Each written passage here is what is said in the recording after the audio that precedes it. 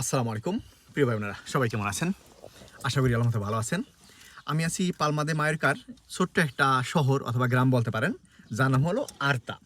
এই আর্তা এসে আমার এখানে পরিচয় হলাম একজন পাকিস্তানি ভাইয়ের সাথে আর কি। তার নাম হচ্ছে মোহাম্মদ আলী ভাই।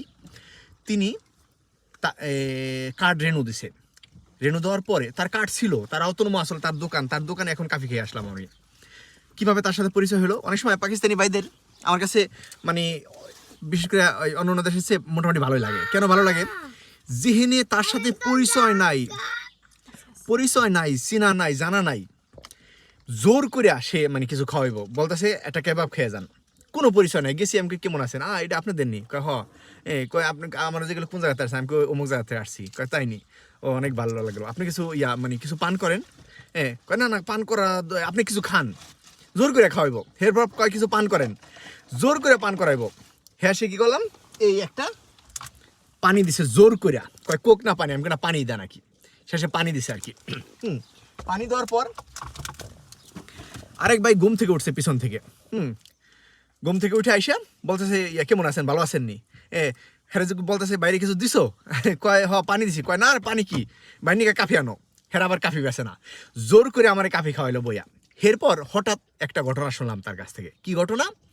সে ওই দোকানের মালিক, তার অটোনোমাস চলতেছে, কার্ড রেনুতে দিছে, কিন্তু তার সিস আসছে। গত 2 মাস আগে ফ্রান্সে তার বিরুদ্ধে একটা সিস হয়েছে আর কি। এখন সে বলে আমি ফ্রান্সে যাই নাই, তাহলে আমার নামে কিভাবে হইল?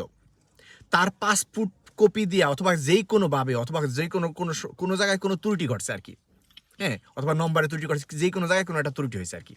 তার পাসপোর্টের একটা সিস ওইটা রয়েছে, এর জন্য তার খেতা রিনোভেশন এসেছিল, তার খেতা দেনে গাদা করে দিস। রেকর্ডসও আসলো, রেকর্ডসও আবার করার পর আবার দেনে গাদা করে দিছে।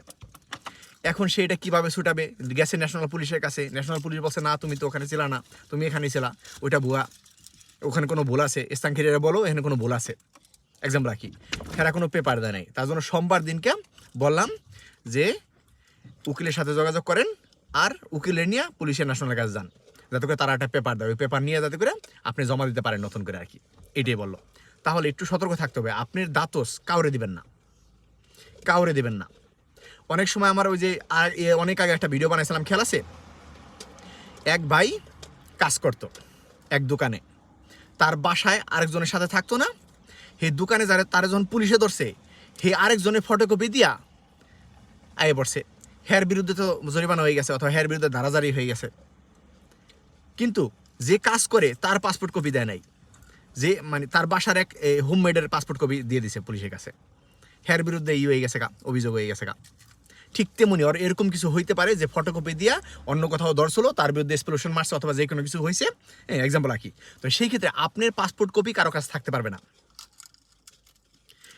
যাদের কাছে দিবেন বিশ্বস্ত জায়গায় দিবেন এবং সতর্ক থাকবেন। আশা করি বুঝতে পারছেন। আমি আবার ঘটনাটা বলি। মানে তিনি কার্ড রেনুতে দিছিল, রেনুতে দেওয়ার পর তার রেকর্ডসও আসছে যে তার সিস আছে। এরপর মানে আবার মানে কোনো কাজ সার্টিফিকেট দেখাইতে পারে না আর কি। জমা দিছে, আবার বলছে আমার কোনো সিস নাই, নেই। এরপর আবার দেনে গাদা করে দিছে এই সিসের জন্য আর কি। কিন্তু সিস হয়েছে মানে ঘটনা ঘটার 2 মাস আগে। হে জীবনও ফ্রান্সে যায় নাই, ফ্রান্সে সিস হয়ে রয়েছে। কীভাবে সিস হইলো? তার পাসপোর্ট কই পাইলো? ওই জায়গার পুলিশে কীভাবে পাইলো? এরপর সে কী করছে? পুলিশের ন্যাশনালের কাছে গেছে। এক্সাম্পল আর কি, ঘটনা একটু এদিকে হয়ে যেতেছে। পুলিশের ন্যাশনালের কাছে গেছিলো আর কি। এই ঘটনা শুনি না, পুলিশের ন্যাশনালে সেই সিসের ফটো দেখে হ্যাঁ বলছে, কয় এই লোক তুমি না।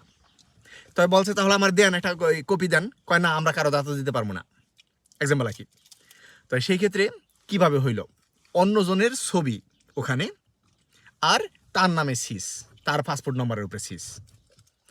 হয় কোথাও ত্রুটি ঘটছে, অথবা কোনো নম্বরে কোনো ত্রুটি হয়েছে আর কি, অথবা কোনো কিছু জায়গায় কোনো ত্রুটি হয়েছে আর কি। তার জন্য নিজের দাতস নিজের কাছে রাখবেন, বিশ্বস্ত জায়গায় দিবেন, এছাড়া দিবেন না।